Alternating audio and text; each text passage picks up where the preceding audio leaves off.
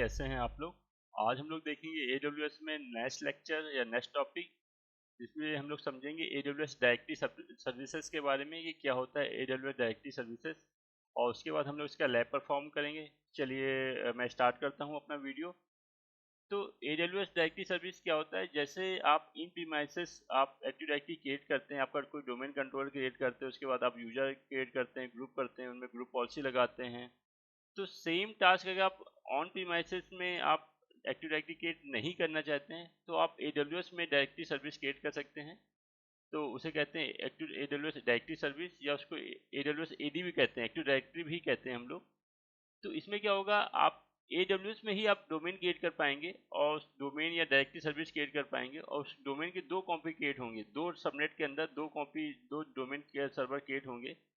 Fault tolerant के लिए अगर कोई एक आपका अवेलेबिलिटी जोन डाउन हो जाता है तो आपका नेटवर्क इफेक्ट ना करे, इसलिए दो वो क्रिएट करता है domain different different availability zone में। उसके बाद आप उस डोमेन के बिहाफ में आप जो भी EC2 इंस्टेंस बना रहे हैं उनको डोमेन में ज्वाइन कर सकते हैं, उनमें आप ग्रुप पॉलिसी क्रिएट कर सकते हैं।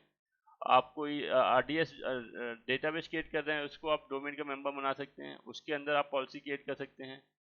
तो या आपके पास कोई इन प्रीमाइसेस आपका डोमेन कंट्रोलर है, तो आप एक्टिव डायरेक्टरी जो आपका इन प्रीमाइसेस आपका डोमेन कंट्रोलर है उसको AWS के डोमेन कंट्रोलर के बीच में ट्रस्ट क्रिएट कर सकते हैं दोनों के बीच में, और दोनों के यूजर एक दूसरे के रिसोर्सेज को एक्सेस कर पाएंगे। मीन्स इन प्रीमाइसेस के जो यूजर हैं वो AWS डायरेक्टरी सर्विस के रिसोर्सेज को एक्सेस कर पाएंगे, प्लस AWS मैनेजमेंट कंसोल को एक्सेस कर पाएंगे।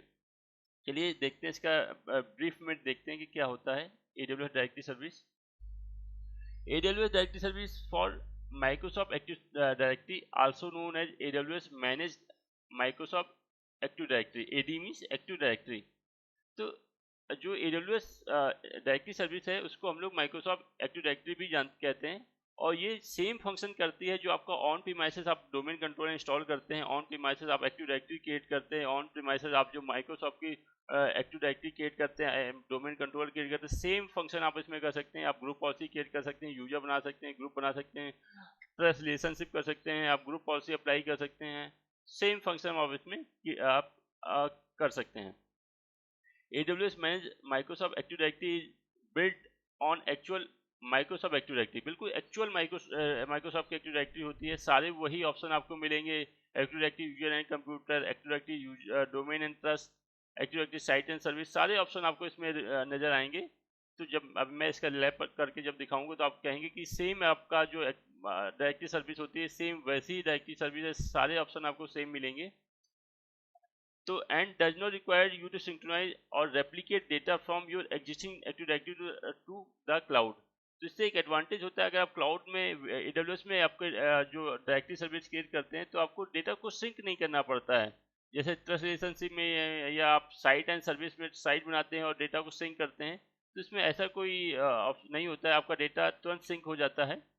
तो ये एक एडवांटेज होता है। और ये हम लोग क्यों क्रिएट करते हैं, तो हम लोग AWS एक्टिव डायरेक्टरी को क्यों क्रिएट करते हैं, अगर आप ऑन प्रीमाइसेस आप एक्टिव डायरेक्टरी क्रिएट नहीं करना चाहते हैं, या आपके pass on premise active directory create नहीं है, लेकिन कुछ ऐसे फीचर होते हैं, कुछ ऐसी सर्विसेज होती हैं माइक्रोसॉफ्ट की जो डोमेन पे ही रन करती हैं, जैसे आपका एक्सचेंज सर्वर हो गया, मेल सर्वर हो गया। अगर आप AWS में मेल सर्वर क्रिएट करना चाहते हैं तो उस कंडीशन में आपको डोमेन सर्विस की जरूरत पड़ेगी। तो उस कंडीशन में आप क्या कर सकते हैं कि आप AWS की डायरेक्टरी सर्विस को यूज कर सकते हैं, और AWS में ही अपना एक्सचेंज सर्वर सेटअप कर सकते हैं, अपना मेल सर्वर सेटअप कर सकते हैं। तो उस सेटअप कंडीशन के लिए आपका AWS डायरेक्टरी सर्विस काफ़ी यूजफुल है, और ऐसा ही हो रहा है आजकल। ऑन प्रीमाइसेस जो आपका डायरेक्टरी सर्विस है उसका कोई ज़्यादा यूज नहीं करता है, AWS डायरेक्टरी सर्विस को ही सब लोग यूज करते हैं। आप जो भी क्लाइंट हैं, आपके जो भी यूजर्स हैं, उनके लैपटॉप या उनके डेस्कटॉप को आप इनका मेंबर बना सकते हैं AWS डायरेक्टरी सर्विस का, और उन पे आप ग्रुप पॉलिसी अप्लाई कर सकते हैं। तो चलिए देखते हैं। You can use standard active directory administrator tool to take advantage to built in active directory feature such as group policy and single sign on. Means जो मैंने बताया, जो सारे आपको ऑप्शन मिलेंगे, active directory user and computer हो, चाहे आपका एक्टिव डायरेक्टरी ग्रुप पॉलिसी हो, चाहे आपका ट्रस्ट रिलेशनशिप हो, सारे ऑप्शन आपको यहाँ इसमें मिलते हैं AWS डायरेक्टरी सर्विस में। जो भी ऑप्शन आपके इन प्रीमाइसेस जो माइक्रोसॉफ्ट की एक्टिव डायरेक्टरी होती है वो सारे ऑप्शन आपको यहाँ पे रिफ्लेक्ट करते हैं।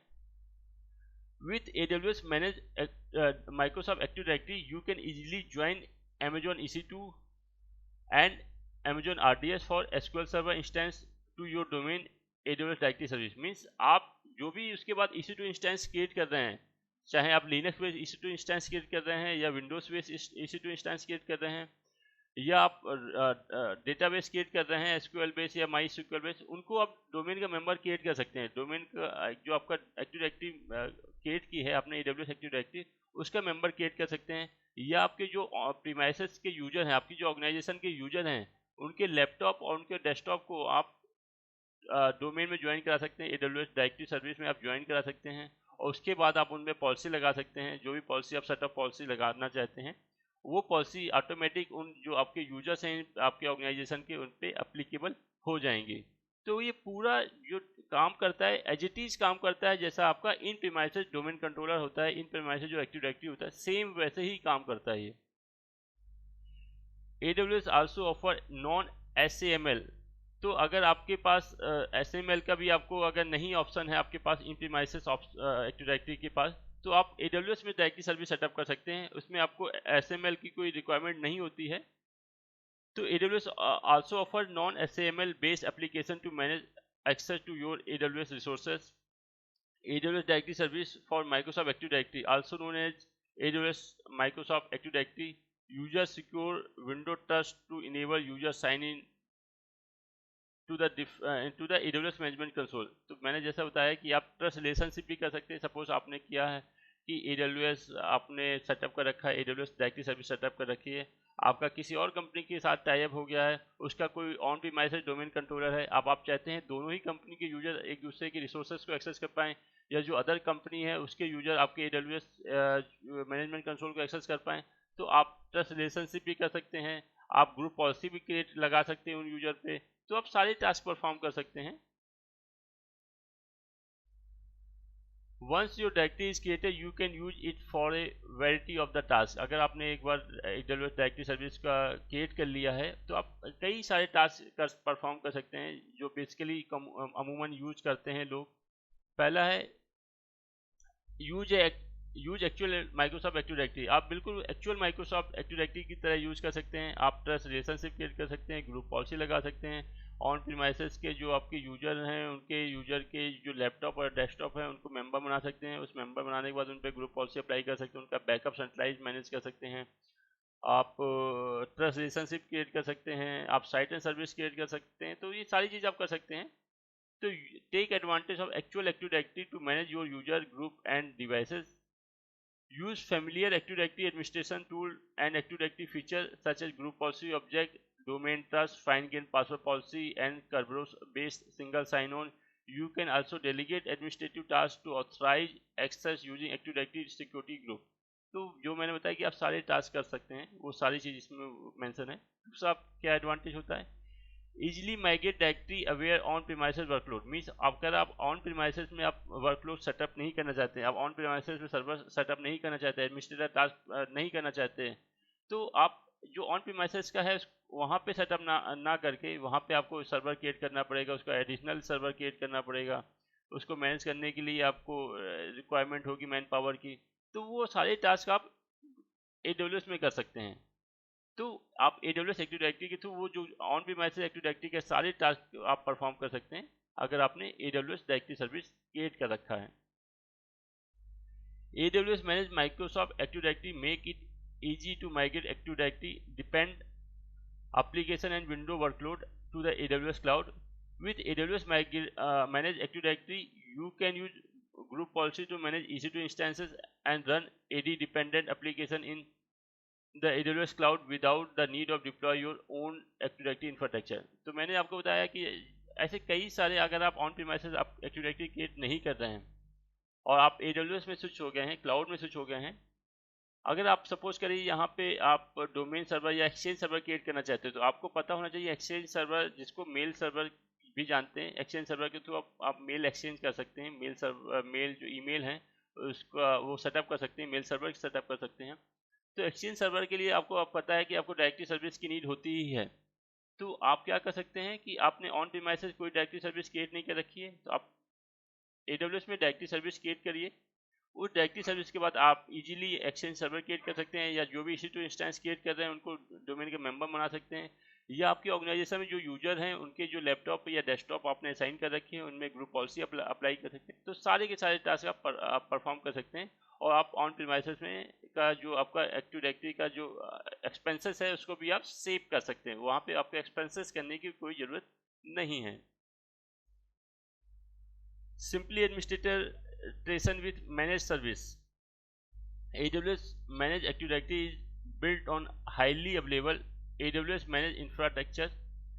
Each directory deploy across multiple availability zone। मैंने आपको बताया था कि जब आप AWS डायरेक्टरी सर्विस क्रिएट करते हैं तो 2 अवेलेबिलिटी जोन में आपका क्रिएट होता है। ये ऐसा क्यों होता है? 2 अवेलेबिलिटी जोन में 2 आपका डायरेक्टरी सर्वर क्रिएट होंगे। ऐसा क्यों होता है? क्योंकि अगर कोई अवेलेबिलिटी जोन डाउन हो जाए तो आपका नेटवर्क इफेक्ट ना करे, आपकी सर्विसेज इफेक्ट ना करें, आपके सर्वर इफेक्ट ना करें, आपके यूजर जो हैं वो इफेक्ट ना करें, तो आपका जो ऑथेंटिकेशन होगा वो दूसरे डायरेक्टरी सर्विस जो अब दूसरे अवेलेबिलिटी जोन में सेटअप है वहाँ से आपका ऑथेंटिकेशन होता रहेगा यूजर्स का या सर्वर का। तो ये आपका एक और एडवांटेज मिल जाता है कि आपके 2 डायरेक्टरी सर्विस क्रिएट होते हैं। अगर कोई एक अवेलेबिलिटी जोन डाउन भी हो जाता है तो दूसरे अवेलेबिलिटी जोन के थ्रू आप एक्सेस कर सकते हैं अपने रिसोर्सेज को। And monitoring automatically detect and replace domain controller that fell. Means जैसे ही कोई आपका डोमेन कंट्रोलर फेल हो जाएगा तो दूसरी आपका जो अवेलेबिलिटी जोन है उसके थ्रू आपके रिसोर्सेज एक्सेस होने लगेंगे, और फिर से एक नया डोमेन कंट्रोलर क्रिएट हो जाएगा जैसे ही वो अवेलेबिलिटी जोन रेडी होगा, या किसी और अवेलेबिलिटी जोन में एक नया डोमेन कंट्रोलर आपके लिए बैकअप डोमेन कंट्रोलर क्रिएट हो जाएगा। प्लस आपको डेटा रेप्लिकेट की भी कोई टेंशन नहीं होगी, ऑटोमेटिक ये सारा काम AWS का होगा, डेटा रेप्लिकेट करने का, पॉलिसी रेप्लिकेट करने का, पॉलिसी इंप्लीमेंट करने का, तो सारा काम आपका AWS का होगा। प्लस सॉफ्टवेयर की पैचिंग, AWS की पैचिंग, और प्लस सॉफ्टवेयर अपडेट, ये भी टास्क आपका AWS का ही होगा। तो ये सारे टास्क आप बचा करने से बच सकते हैं अगर आपने AWS में डायरेक्टरी सर्विस आपने क्रिएट की है। तो आप AWS की पैचिंग का काम, सॉफ्टवेयर अपडेट का काम, डेटा रेप्लिकेशन का जो टास्क है, इन सब से आप बच सकते हैं। ये सारे टास्क आपके AWS मैनेज करेगा। Centralize manage application access the device in the AWS cloud. Means आपको जो सेंट्रलाइज रिसोर्सेज हो जाएगा, AWS से ही सारे रिसोर्सेज को आप एक्सेस कर सकते हैं, ग्रुप पॉलिसी क्रिएट कर सकते हैं, यूजर क्रिएट कर सकते हैं, उन यूजर को आप अपने ऑन प्रीमाइसेस के जो डेस्कटॉप या लैपटॉप है उनमें लॉगिन करा सकते हैं। वहाँ से ही आप AWS से ही ग्रुप पॉलिसी क्रिएट कर पाएंगे कि वो अपना कंट्रोल पैनल ना एक्सेस कर पाए, या डेस्कटॉप ना चेंज कर पाए, या अपना आपका कोई इंटरनेट एक्सप्लोरर ना एक्सेस कर पाए। तो ये जो पॉलिसी सेटअप पॉलिसी हैं ये आप अप्लाई कर सकते हैं AWS मैनेजमेंट कंसोल से, सेंट्रलाइज पॉइंट से, और वो सारी पॉलिसी इंप्लीमेंट हो जाएंगी आपके ऑर्गेनाइजेशन के यूजर पे। तो वही यहाँ पे मेंशन किया, join your domain, join the computer, laptop and printer to manage active directory domain. AWS manage Microsoft Active Directory, make it easy to extend your existing Active Directory to the AWS cloud. It enable you to leverage your existing on-premises user credential to access cloud resources such as AWS Management Console. तो अगर कोई on premises अगर आपने create कर रखा है तो वो आप बचा सकते हैं, उसके कॉस्टिंग बचा सकते हैं, और जो यूजर हैं वो आपके AWS मैनेजमेंट कंसोल को भी एक्सेस कर पाएंगे और वो ऑन प्रीमाइसेस रिसोर्सेज को भी एक्सेस कर पाएंगे। तो बहुत अच्छा आपका ये सर्विस है AWS की। तो उसका लैब हम लोग परफॉर्म करेंगे अब इसके बाद इसी लेक्चर में। आप क्या क्या चीज़ मैनेज कर सकते हैं, तो देखिए क्या क्या चीज़ मैनेज कर सकते हैं। आप यूजर एंड ग्रुप को मैनेज कर सकते हैं AWS एक्टिव डायरेक्टरी के through. Provide single sign on application and service. Single sign on मतलब आप उस जो आप यूजर और पासवर्ड साइन करेंगे डायरेक्टरी सर्विस में, AWS डायरेक्टरी सर्विस में, उस यूजर नेम पासवर्ड के थ्रू आप AWS के मैनेजमेंट कंसोल को भी एक्सेस कर सकते हैं। ऑन प्रीमाइसेस के जो रिसोर्सेस हैं, ऑन प्रीमाइसेस के जो आपके लैपटॉप डेस्कटॉप हैं उनको भी एक्सेस कर सकते हैं। EC2 इंस्टेंस को भी एक्सेस कर सकते हैं सेम यूजर नेम और पासवर्ड से।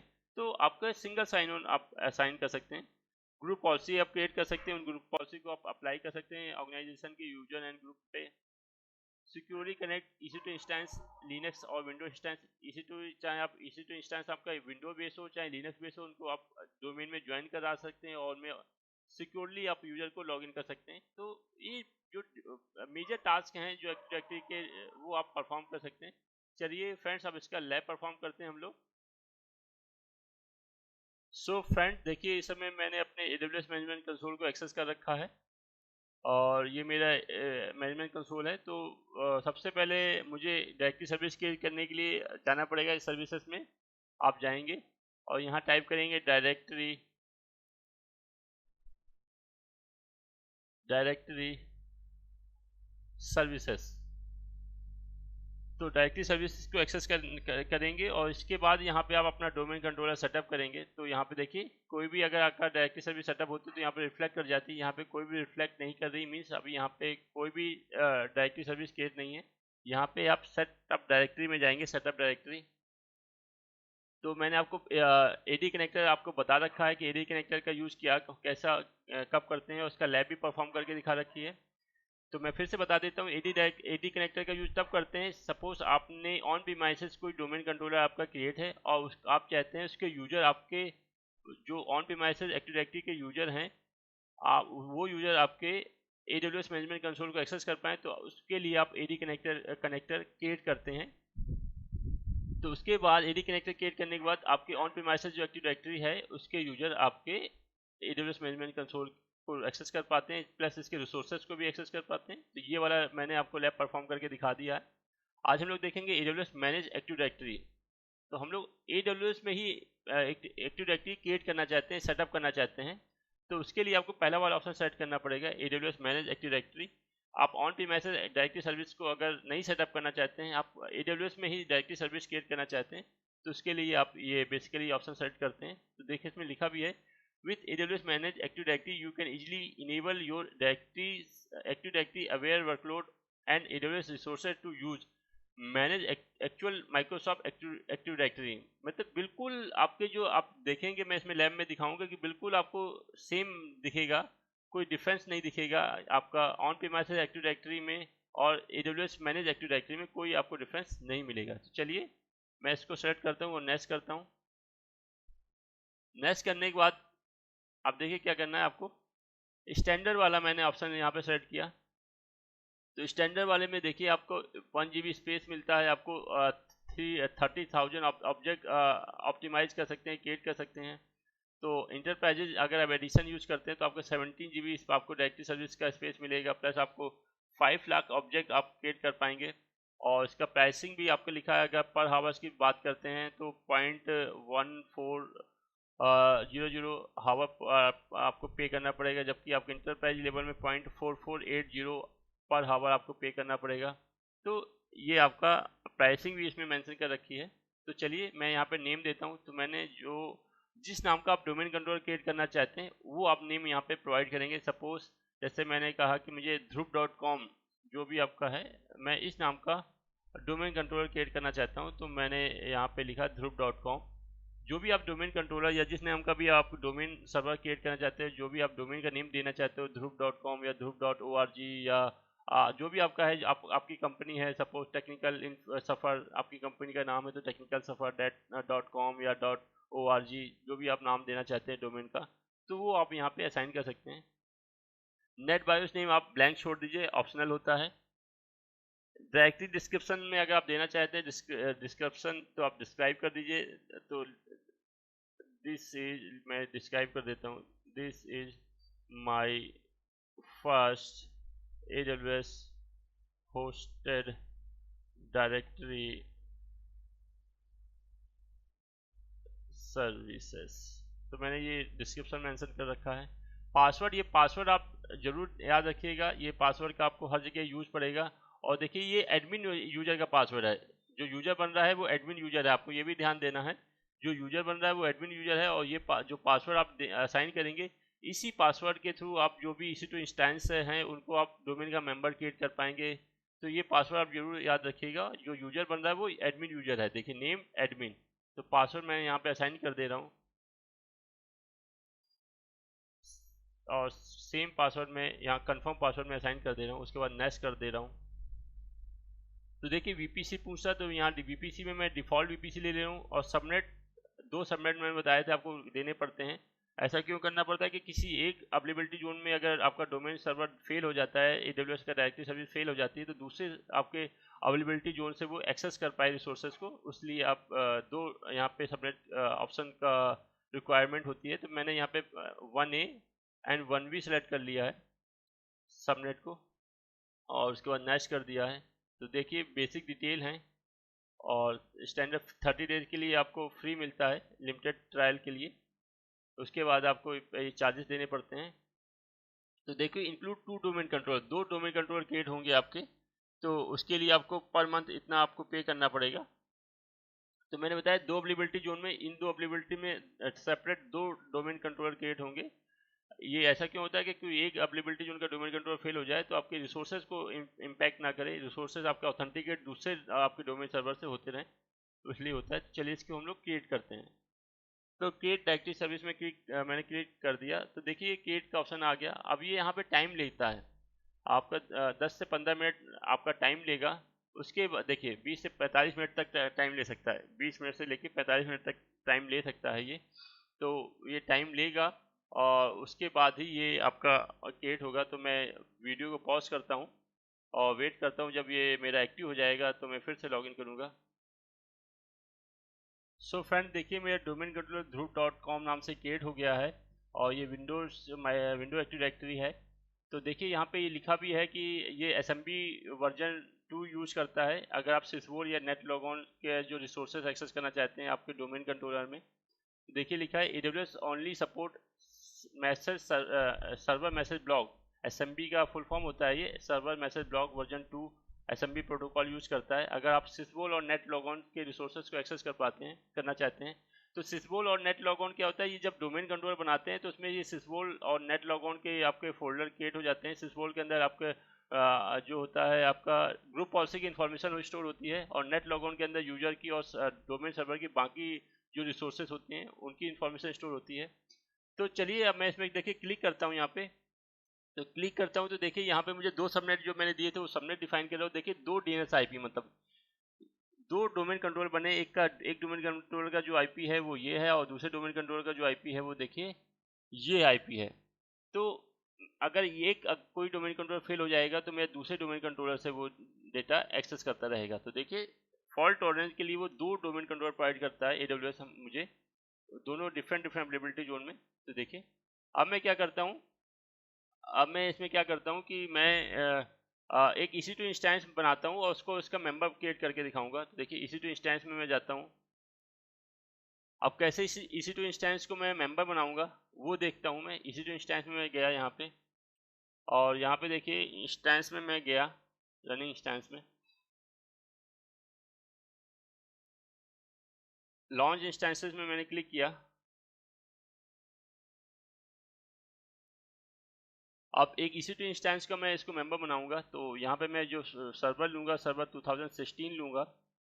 ये सर्वर 2016 बेस, ये फ्री टीयर एलिजिबल है। नेक्स्ट किया, सेलेक्ट किया मैंने, T2 माइक्रो ही लिया मैंने, नेक्स्ट किया। नेक्स्ट किया ऐड स्टोरेज में जाके, स्टोरेज देखी 30 GB आ गई, मैंने नेक्स्ट किया। सिक्योरिटी ग्रुप पॉलिसी में मैंने क्या किया, यहाँ पे नेक्स्ट किया सिक्योरिटी पॉलिसी के लिए। क्रिएट न्यू सिक्योरिटी पॉलिसी में मैंने क्लिक किया और उसका नाम मैंने ये जो नाम है इसको मैंने नाम दे दिया डोमेन ज्वाइन पॉलिसी। मैंने इसको ये नाम दे दिया और इसमें मैंने क्या किया, ऑल ट्रैफिक को अलाउ कर दिया। देखिए ऑल ट्रैफिक मैंने अलाउ कर दिया है और रिव्यू एंड लॉन्च में मैंने क्लिक कर दिया एंड लॉन्च कर दिया। की पेयर, आप कुछ की पेयर देना चाहते हैं तो आप की पेयर दे दीजिए। मैंने यहाँ पे ज्वाइन डोमेन का मैंने की पेयर दे दिया और इसको मैंने लॉन्च कर दिया।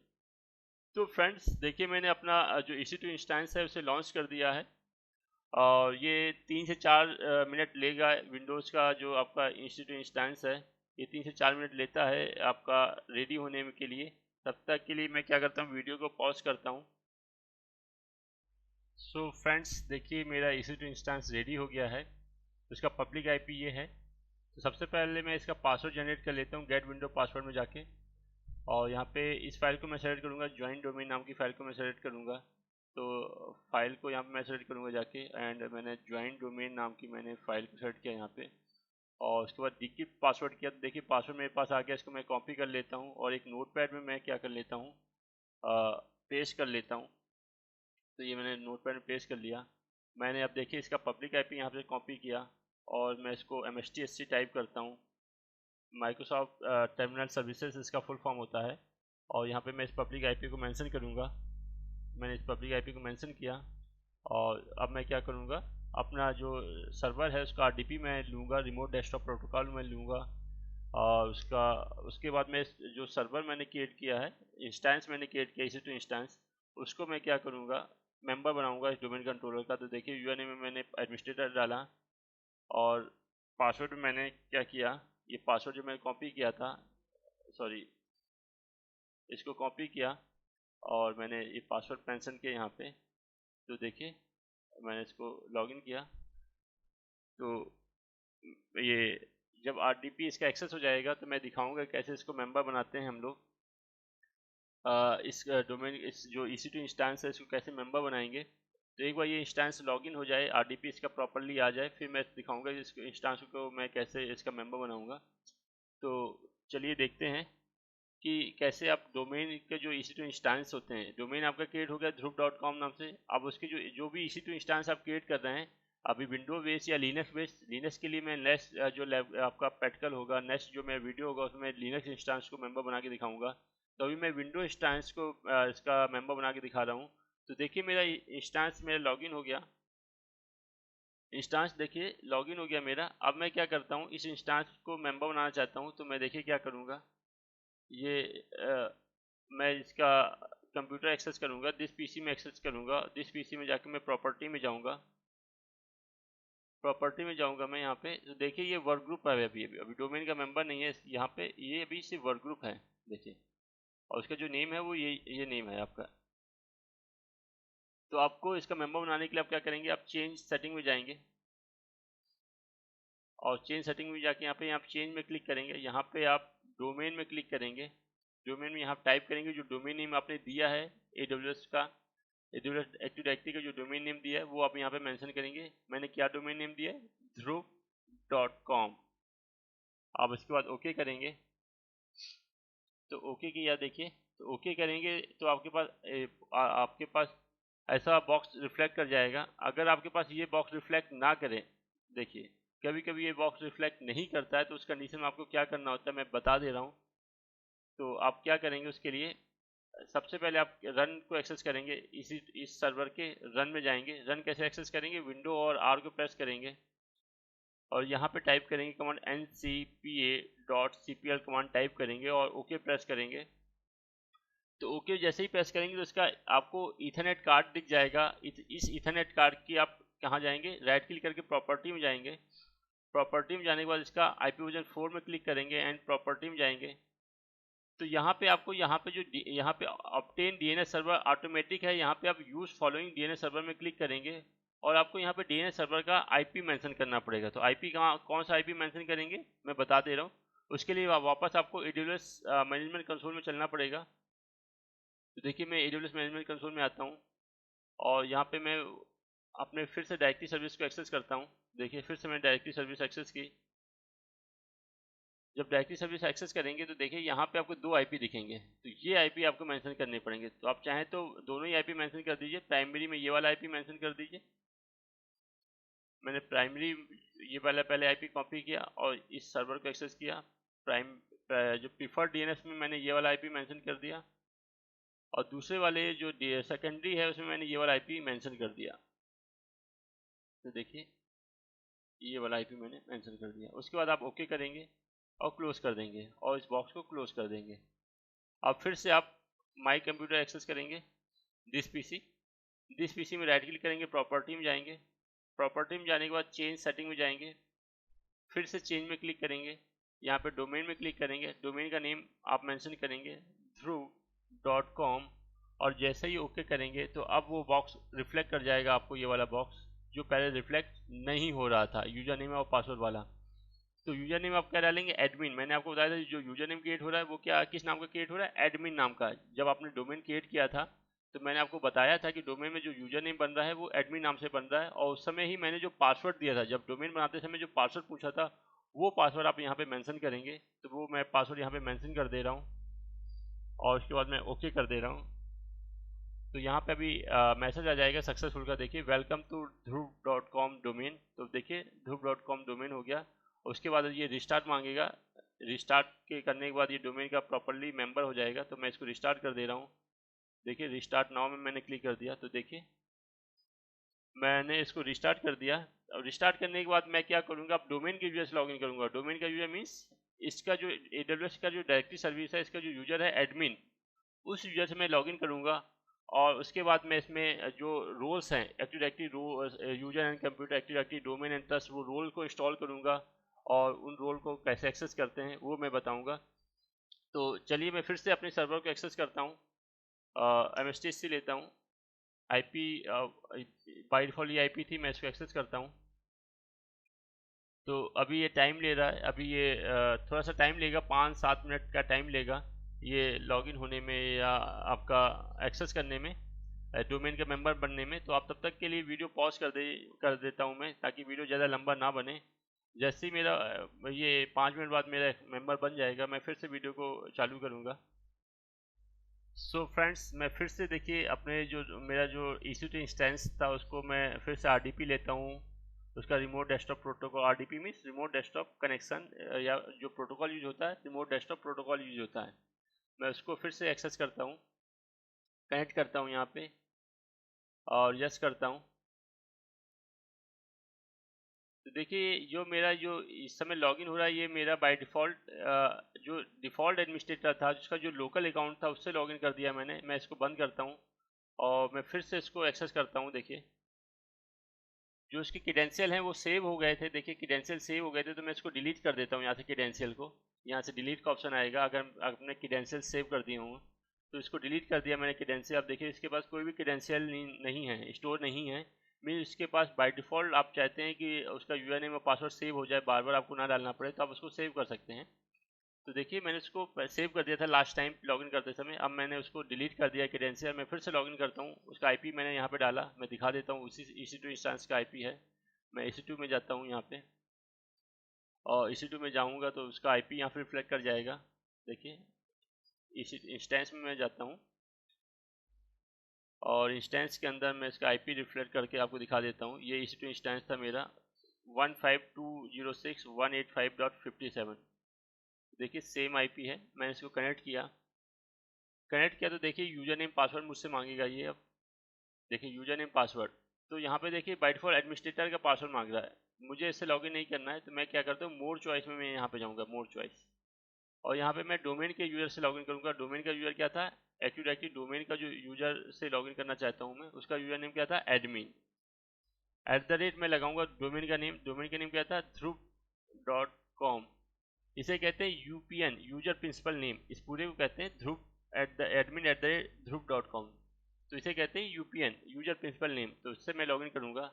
और पासवर्ड जो मैंने डोमेन बनाया था, एक्टिव डायरेक्टरी डोमेन सर्वर जब बनाया था, AWS जो डायरेक्टरी सर्विस मैंने जब क्रिएट की थी, जो पासवर्ड आपने असाइन किया था, वो पासवर्ड आप यहाँ पे लॉगिन करेंगे। तो मैं वो पासवर्ड मेंशन कर दे रहा हूँ।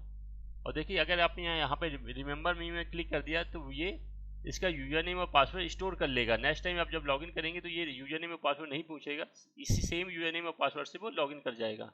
तो आप इसको ओके कर दीजिए। तो देखिए आपके एक्टिव डायरेक्टरी डोमेन यूजर से ये लॉगिन कर गया।